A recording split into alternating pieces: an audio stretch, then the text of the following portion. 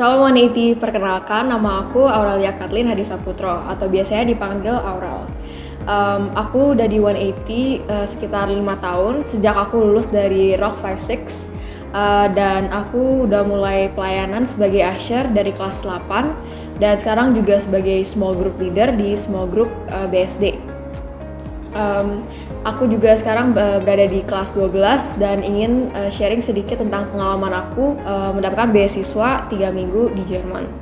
Jadi pada awal tahun ini aku mendapatkan info kalau ada program beasiswa untuk kita pergi ke Jerman selama 3 minggu. Dan proses ini cukup panjang karena ada beberapa keraguan dan juga masalah, karena ini adalah program pertamanya kita bisa berangkat ke Jerman setelah 2 tahun pandemi, dan tentunya pasti akan ada banyak peminat dan aku merasa ragu apa aku bisa mendapatkannya, karena mungkin saja ada banyak pendaftar yang lain yang memiliki skill bahasa Jerman yang lebih tinggi daripada aku. Dan masalah keduanya adalah masalah vaksin. Jadi salah satu persyaratan untuk pergi ke Jerman adalah vaksin yang diakui oleh negara Jerman, dan pada saat itu vaksin aku tidak diakui, dan oleh karena itu kita harus cari vaksin lagi, atau di sini bisa bilang booster 2 kali. Tapi dengan support dari guru bahasa Jerman aku, akhirnya aku juga mendaftar saja, karena tahun ini adalah tahun terakhir aku bisa mendaftar program seperti itu, karena program beasiswa ini biasanya hanya untuk SMA gitu. Dan tahun depan aku akan lulus. Akhirnya aku mendaftar saja, dan sekitar sebulan setengah aku menunggu, dan akhirnya mendapatkan email kalau aku keterima dan akan bisa pergi ke Jerman. Tapi masalah vaksin itu juga belum diselesaikan, dan kita harus mencari seperti dokter atau yang pekerja medis yang bisa memberi aku booster 2 kali.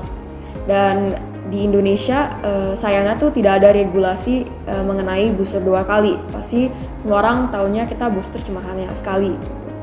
Dan pada akhirnya puji Tuhan aku bisa mendapatkan booster 2 kali. Dan namun itu tentu panjang dan penuh kesedihan. Kadang-kadang bisa dibilang kita dapat berita kalau bisa booster, tapi ternyata nggak bisa, dan itu prosesnya sekitar 2-3 bulan gitu. Setelah proses vaksin udah selesai, masalah berikutnya datang, yaitu masalah visa. Jadi pertamanya permohonan visanya tuh sudah diterima, udah diproses, tapi ternyata visa aku nggak keluar karena masalah magang. Mereka pikir kalau magang aku akan menghasilkan uang dari magang seminggu aku itu, tapi ternyata sebenarnya tidak gitu. Dan pada saat itu karena masalah visa itu aku nggak bisa berangkat pada hari seharusnya aku berangkat, dan ketinggalan beberapa hari aktivitas di Jerman gitu. Aku datang terlambat, padahal yang anak-anak yang lain bisa udah nyampe di Jerman. Nah, selama berapa hari itu aku sedikit sedih dan gak tahu pasti apa aku bisa berangkat atau tidak gitu, karena ya yang pasti kan kita perlu visa untuk ke luar negeri. Dan pada saat itu kakak pembina aku, yaitu Kak Iin, memberi aku sebuah video, dan dia menyuruh aku untuk nonton video itu, yaitu video kesaksian. Dan itu adalah video kesaksian salah satu anggota gereja di Doa Fajar, dan dia memberitahu tentang pengalaman dia untuk juga pergi ke luar negeri. Seperti aku banyak tantangan dan masalah, dan satu hal yang aku bisa pelajari yaitu kita bisa mengandalkan Tuhan, atau kita bisa taruh harapan kita kepada Tuhan. Karena dulu aku memiliki pemikiran yaitu jangan berekspektasi tinggi, karena ketika kita berekspektasi tinggi, akhirnya kalau tidak terjadi kita akan lebih kecewa. Tapi dari situ aku belajar untuk tidak apa-apa kalau aku taruh harapan aku kepada Tuhan aja. Mungkin kalau orang lain kita nggak bisa diandalkan, tapi kalau Tuhan pasti kita bisa mengandalkan Tuhan.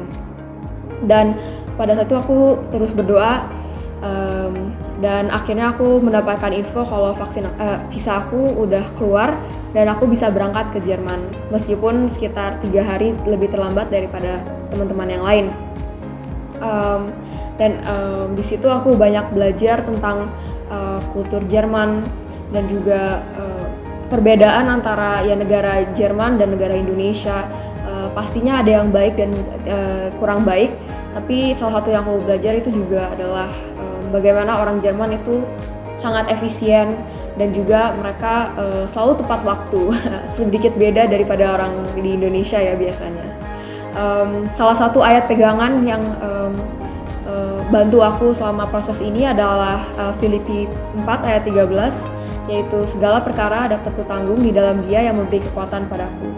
Mungkin kebanyakan kalian tahu ayat ini karena ini cukup terkenal, tapi ini adalah salah satu ayat yang aku selalu pegang di keseharian aku.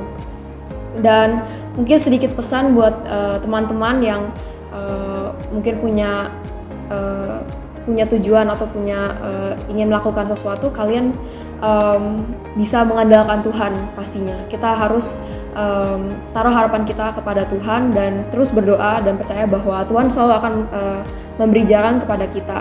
Dan mungkin beberapa kalian masih bingung dengan tujuan kalian atau apa yang kalian ingin untuk masa depan. Dan itu pun tidak ada masalah gitu.